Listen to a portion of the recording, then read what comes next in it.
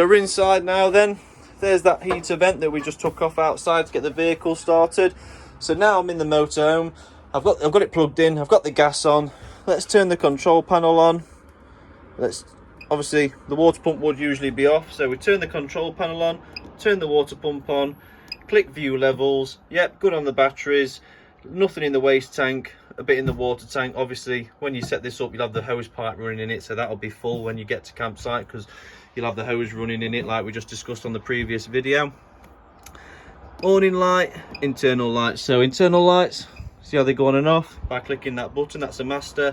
And then outside we've got the awning light, which I can just turn on and off with that button there.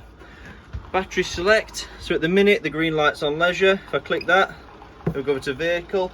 So at the minute we're being completely powered up by the vehicle battery, and also because the cable's plugged in to the motorhome outside there, we're actually charging the vehicle battery as well. So when we've got the motorhome on the drive at home, now and again it's good to come in, flick this over, click battery select, flick it over to vehicle.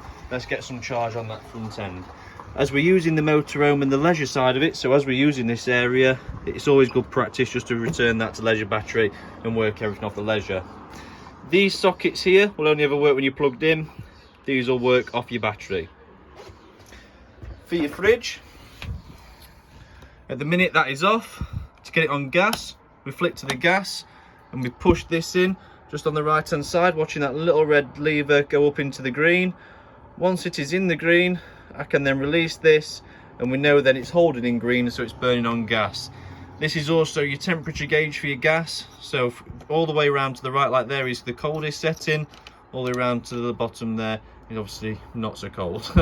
To turn it off gas, we turn it off like that, at which now you'll see the red dial slowly moving back down into the white to show it's not burning on gas.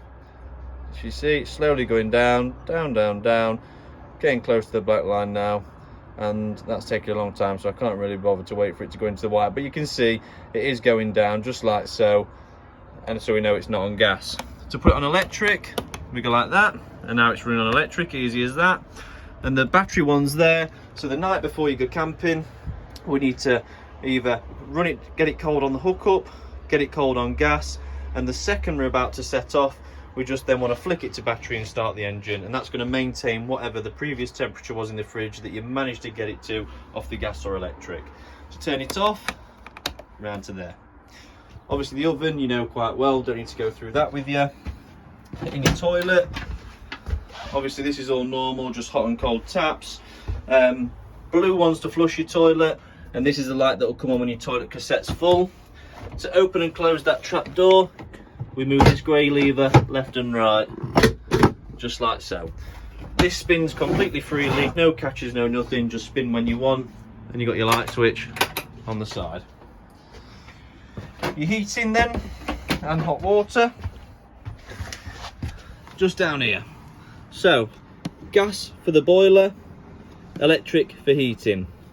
So, middle dial is your water temperature, and to turn this on gas, all we do is that's now turned the boiler on gas.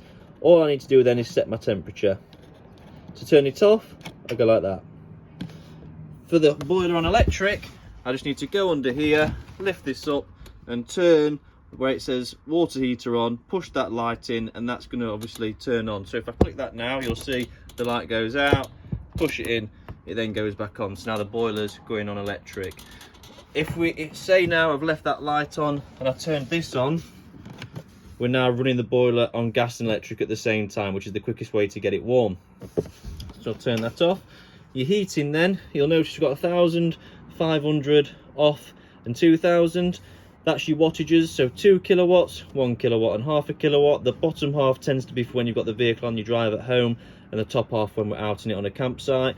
So if I turn that up to 2, I can turn the heat up with this dial in the middle here. So 1's approximately 18 degrees and 9's approximately 30. And I just want to come here, stick that on. This is your fan speed. And this one here blows it out the front and out the blowholes. And this one here just does out the blowholes. To turn the fans off, I return it to the middle, and then it just comes out the radiator front as if it's a radiator. If I, for instance, didn't want the heating on electric, and I wanted it on gas, I'd have to come down here, turn that off like that. I'd then need to turn this round, push them two in like so, to which then, don't know if I'll be able to see this with the phone. Can we see it? Not particularly. But basically, through that hole there, you'll see a pilot light. And what's beeping here, if you look, it's going, hang on, your water's low. Hey old guy. Hang on, your water's low. So if I click view levels, that'll silence that alarm. But it's good to have the alarm because it's going to let you know every time you're running out of water. But yeah, so to turn it off, that round to 0, put that fan into the middle. That's going to turn your fans off, turn the heat off. And if both of them are on the 0, then we know the whole system's off. Drainage then. So when I was on the previous video, I was talking about draining. Your grey tap's out there. Well, to drain your fresh water tank, you want to come in here. If I could just move this cushion. Underneath here, and your yellow bung just there, you want to pull that out, and that's going to drain this tank. So what you'll notice is your grey tap outside is also in line with this at the back. So your grey waste is outside tap. Open that, pull the bung out. Then you also want to get underneath here, lift this up, and that yellow lever you can just see there, lift that into the vertical position with your water pump turned off. And so lift the yellow to vertical, pull the plug, open the grey tap outside, turn your water pump off, and that is going to drain all the water out your vehicle. Once the water is drained, put the lever back down, put the bung back in, screw the lid back on, put the lounge back together, go outside, close that grey tap so that's all closed and no insects can crawl up it, and that is then your water fully drained and your vehicle packed away, ready for use next time. So we put the cushions back once we've drained that water. The lounge is now back to normal, the water's been drained out, and we're good to store the vehicle away. To open this up, we just want to click on. To change whether the fan blows in or sucks out, we click this one. To raise and lower the roof, we click this one. And this is more like a manual overdrive for opening and closing the roof. Your solar controller's in there. We leave that alone. That's all pre-programmed, registering what voltage is going from the solar panel to your leisure battery, so that just gets left. And that's about it, guys. Obviously, we can turn these on and off manually as well. If we're driving anywhere, make sure all the blinds are open, not closed and pulled down, and also make sure all the windows are shut. All the gas needs to be turned off in that gas locker.